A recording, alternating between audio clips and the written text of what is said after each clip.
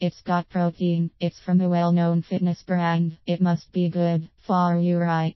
Not so fast. With the rapid emergence of the protein bar market, it can be easy to fall prey to a good-looking package and a brand name you can trust with so many options to choose from. However, this is one of the biggest pitfalls you can make when trying to inject ready-made health food, such as protein bars, into your diet. Bottom line. Just because it's formulated for success or engineered to give you maximum performance doesn't mean that's always the case. As with anything from buying a car to getting a new blender, it pays to do your research. When picking out a protein bar, I recommend looking at the following main areas. Main areas. Overall fat/saturated fat. You need some fat in your diet.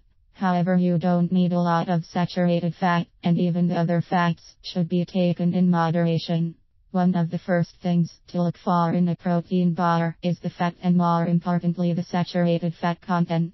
You would be shocked at how much saturated fat is in some of these things. Generally, a good tip-off that this might be the case is the flavor. Anything with creamy peanut butter or chocolate fudge, etc. is probably not a great choice. Your daily nutritional value, based on a 2000 calorie diet, is 20g, and really you don't need this much, and some of these bars contain half or more of that value.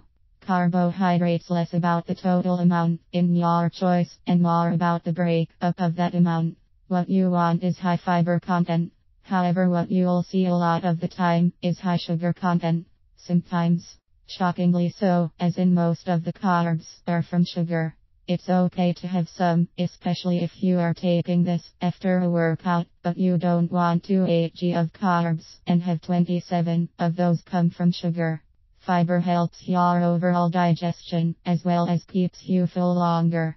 Protein, how much are you actually getting in comparison to the two categories above? It may sound obvious, but in general a good protein bar will be giving you around 20g of protein.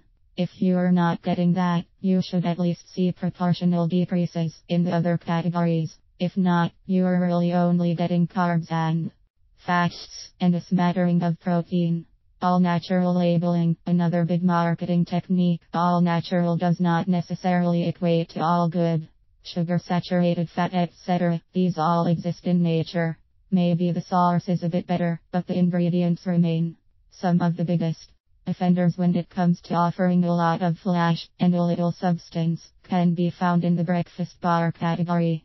They can bill themselves as more of a protein bar, but in general are mostly sugar and saturated fat.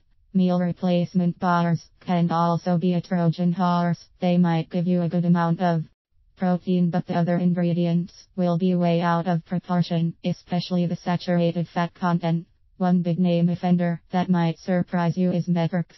I will say they recently came out with a bar that is much more balanced, but for instance their meal replacement line is very deceiving when you get into the nutritional content.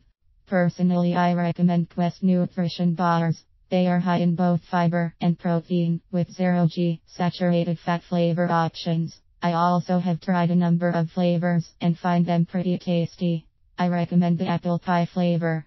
They can be purchased online at bodybuilding.com, among other places, but I've also seen them at Whole Foods, and if you are a member then they are about the same price as at bodybuilding.com. If you are picking them up at Whole Foods, you're paying about $0 more per box than you would find online. Bottom line. Overall, just make sure you look at the nutritional breakdown before you spring for that protein bar. It definitely will open your eyes and hopefully allow you to make the smartest choice out of what you have available.